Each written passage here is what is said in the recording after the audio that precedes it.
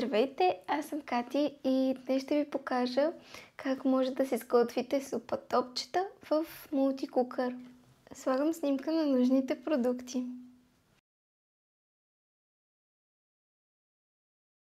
Обикновено използвам около 500 грама кайма, а за да не ми залепва по ръцете, винаги си приготвям една купа с вода. След като са готови, ги оставям настрани. Включвам функцията сотиране и изчаквам да загрее. Междувременно си подготвям лука. Когато е за супа, винаги гледам да го нарязвам наситно. Аз предварително съм си настъргала моркова, но ако предпочитате, можете и да го нарежете. След като мултикукъра вече е загрял, мога да добавя и лука. Готвя го около 2-3 минути, след което мога да добавя и морковите. След като разбъркам зеленчуците, добавям около литър и половина-2 вода, в зависимост колко гъста искам да е супата.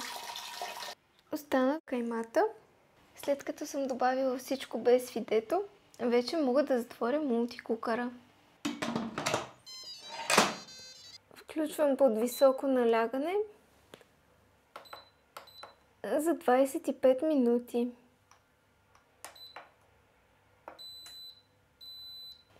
Докато изчаквам супата, ще си подготвя застройката, за която са ми нужни 2 лъжици кисело мляко и 1 жълтък.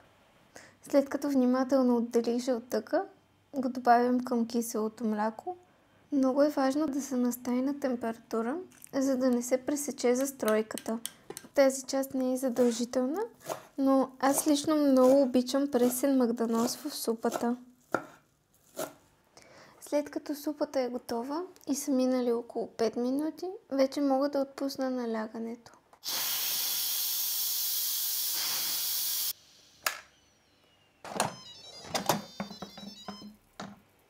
Остана да добавя фидето, след което затварям за около 3 минути. След като и фидето е готово, вече мога да извадя супата, за да поистине за 10 на минути, преди да добавя застройката. Не забравяйте да темперирате застройката преди да я изсипете.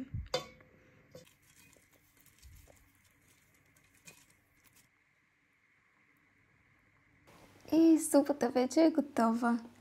Ако искате да виждате повече такива рецепти, ще се радвам да се абонирате за канала ми. Приятно хапване и до скоро!